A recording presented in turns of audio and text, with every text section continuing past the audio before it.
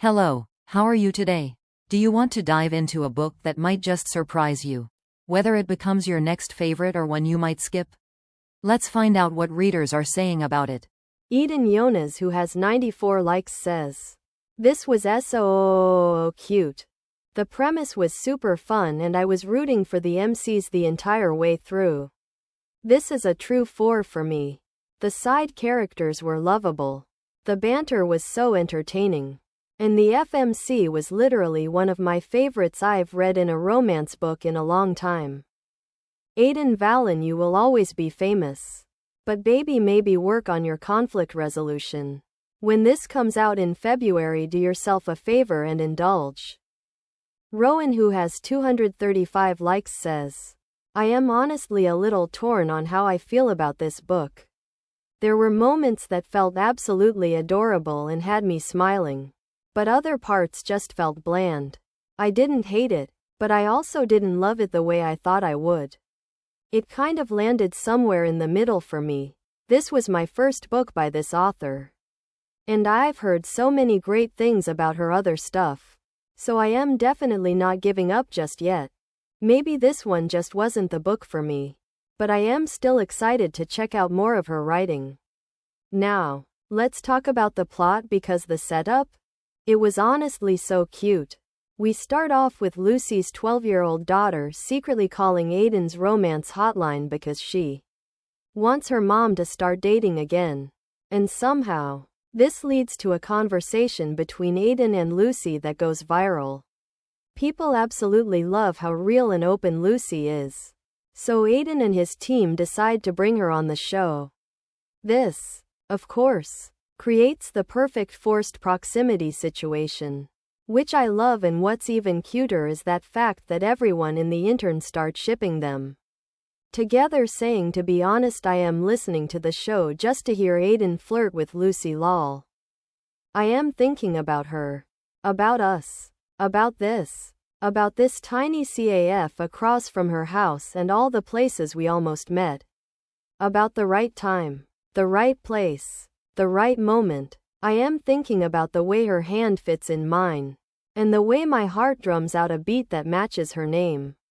Lucy, Lucy, Lucy. Lucy is someone who wants a real, passionate relationship, something that sparks and feels electric. She's not willing to settle for anything less." Meanwhile, Aiden? He's the complete opposite. He's fallen out of love with love itself. He's scared of getting hurt, of giving his heart to someone who might leave, just like he saw happen with his parents. I swear their dynamic had a lot of potential for emotional depth and tension, but it didn't fully reach there, and it hurts. As for our main couple, I actually really liked both Aiden Valentine and Lucy Stone. They were fun, witty, and easy to root for. And let's take a moment to appreciate Lucy being a mechanico. Cool as that? You don't see a lot of female characters in romance with jobs like that. And I loved that detail. Another thing that stood out to me was Lucy's relationship with her ex, Maya's dad. It was so refreshingly healthy and well written. No unnecessary drama, just two people co-parenting in the best way possible. And then we have the found family trope with Aiden's friends, which was honestly one of my favorite parts of the book. Seeing Lucy slowly become part of that circle was just so heartwarming. It's that good because she don't have a lot of friends. Now, here's where my main complaint comes in and the reason I ended up giving this book 3 stars. I love when romance books focus on building a solid friendship before diving into the romantic side of things. But in this case, it felt like the author focused so much on their friendship, their jobs, and their relationships with other people that the actual romance between them got lost in the mix. When it did happen, it felt rushed, almost like an afterthought rather than something that naturally developed over time. I wanted more build-up, more tension, more of those slow burn moments where you can feel the shift from friends to something more. So the romance itself? It just didn't get the attention it deserved, which left me feeling unsatisfied. I didn't hate it, but I wanted to love it. And I just didn't quite get there. And we can't forget that he made a list of her favorite things and kept it in his glove compartment arc provided by the publisher Berkeley Publishing Group in exchange for an honest review. X1F33A Hannah X1F33A, who has 114 likes, says, "My first 6-star read of the year. This book was just so heartwarming and enjoyable. I kept falling more and more in love with the characters and their growth. It just made my heart so full. One of my favorite parts was that there wasn't really a third act breakup. Instead, it was about two mature adults giving each other space to figure out their feelings, rather than unnecessary drama. Lucy is an amazing FMC. She is funny, lovable, and easy to root for. Watching her grow and truly believe that she deserves to be loved was amazing. I also loved how she broke gender stereotypes with her job and had such strong support from her co-workers. Maya was full of sass and admiration for Lucy, and the bond between them was one I wish everyone could have with their mom. And let's not forget Grayson and Mateo. The sass, the found family vibes, the unconditional love. Chef's kiss. Aiden was a great MMC as well. He wasn't perfect, but he owned his mistakes, learned from them, and showed so much growth. His friendship with Maggie and Jackson added so much humor to the book. And I seriously cannot wait for Jackson's book. This book was pure perfection. I wish I could read it again for the first time. It's the kind of story that wraps around your heart and leaves you smiling from ear to ear. Highly recommend to all romance and rom-com lovers." Virally, who has 105 likes, says, "For the hopeless romantics. And the reluctant ones too, 3 stars. Which is basically a it was cute, I guess. Rating. The whole thing was super low stakes. You know, plot-wise, it's like the most basic romance trope ever. Nothing groundbreaking. Nothing that's gonna make you scream and clutch your pearls. It was just there. Aiden and Lucy were total snooze fest as MMC and FMC. Like, zero personality. They were both so bland. I almost forgot who they were halfway through.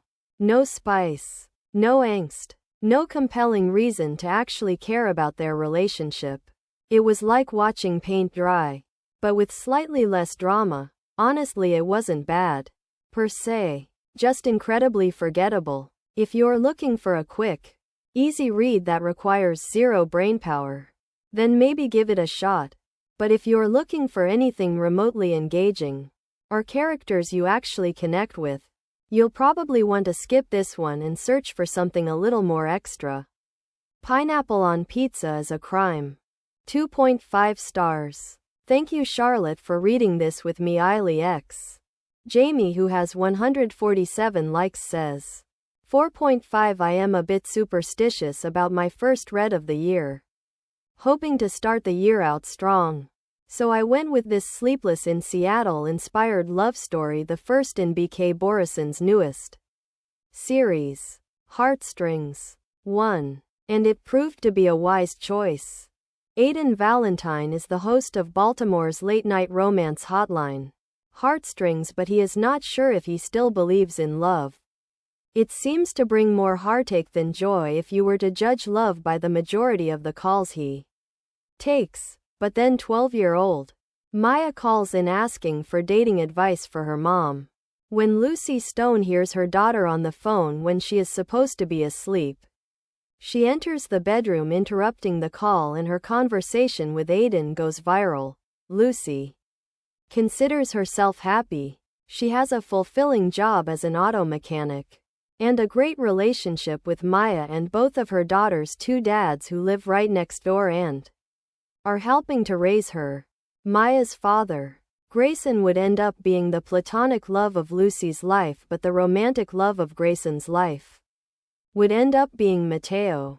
Fortunately, all 3 are mature people doing right by Maya and each other, and the 3 are now the best of friends. But with all of Baltimore now scrutinizing her love life or lack thereof, Lucy begins to wonder if Maya is right.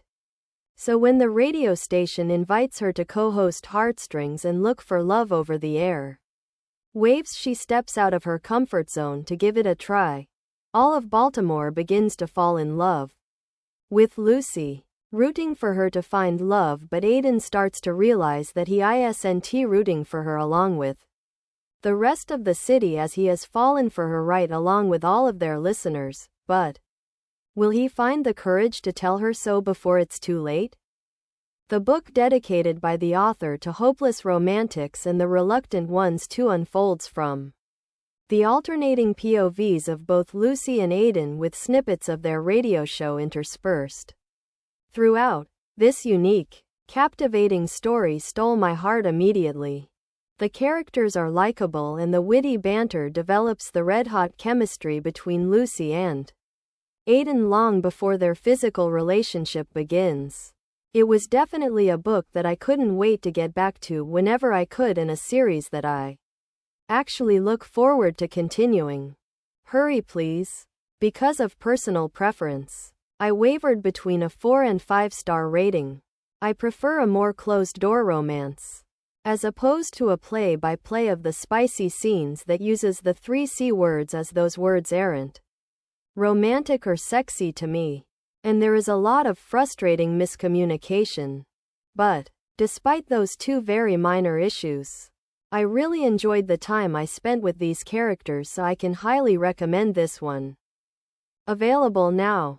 Thank you to Berkeley for the gifted ARC provided through NetGalley. As always, I have offered my candid thoughts.